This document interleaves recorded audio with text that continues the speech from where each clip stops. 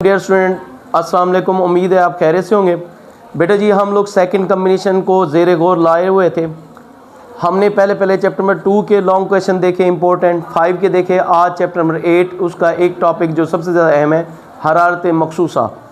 इसको इंग्लिश में कहते हैं स्पेसिफिक हीट कैपेसिटी। क्या होता है हरारत मखसूसा? किस जिस्म के गर्म या ठंडे करने, यानी कि ठंडक को जज्ब करने की सलाहियत। ठीक है, किस जिस्म के हरारत को यानी गरमाइश को या ठंडक को जज्ब करने की सलाहियत को हरारत मखसूसा कहते हैं।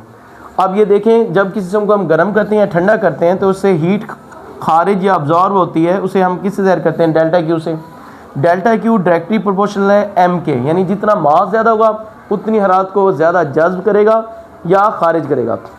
और इसी तरह से जितना ज़्यादा आप टेम्परेचर देंगे उतना ज़्यादा वो हरारत को खारिज करेगा या जज्ब करेगा। इन दोनों कंबाइन करें तो डेल्टा क्यू डायरेक्टली प्रोपोर्शनल हो जाता है एम डेल्टा टी। अब आपने शुरू में चैप्टर नंबर 2 में पढ़ा था, ये पहले चैप्टर में, ये जो अलामत है इसे क्या कहते हैं? इसे कहते हैं प्रोपोर्शनलिटी कांस्टेंट। Proportionality constant. और ये क्या होता है?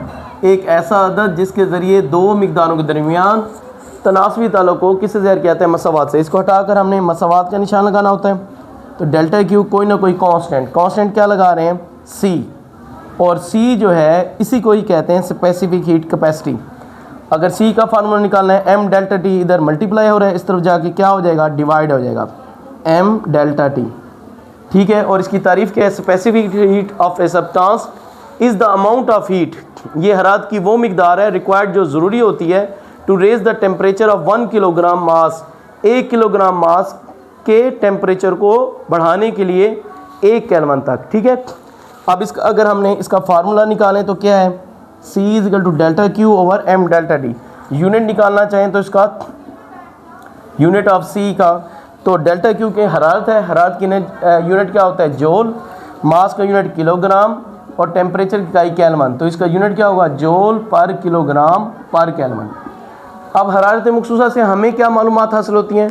जिसकी हरारत मखसूसा जितनी ज़्यादा होगी उतनी देर से वो गर्म होगा, उतनी देर से क्या होगा? ठंडा। पानी की हरारत मखसूसा बहुत ज़्यादा है, इसलिए पानी देर से ठंडा होता है और देर से गर्म होता है।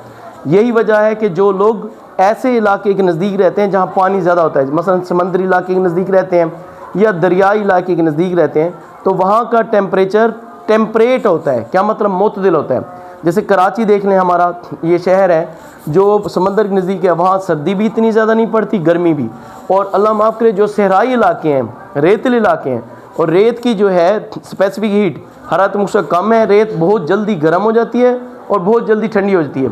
यही वजह है कि सहरा की गर्मियों के दिन में दिन बहुत गर्म होते हैं और गर्मियों के ही दिनों में रातें बड़ी ठंडी होती हैं। क्योंकि रेत ये था कि गर्मियों में जो है सहरा की जो रातें हैं गर्मियों में मई जून में इतनी ठंडी हो जाती हैं कि वहाँ खेस वगैरह ओढ़ना पड़ता है।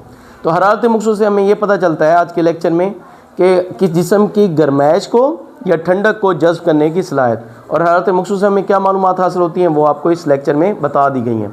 उम्मीद करते हैं आज का लेक्चर आपको अच्छी तरह समझ आ गया होगा। और ये है भी इस तरह, आप इसके अच्छे नोट्स बनाएंगे। पहले डेफिनेशन लिखेंगे, फिर इसका फार्मूला ड्राइव करेंगे, फिर इसकी लिखेंगे इम्पोर्टेंस।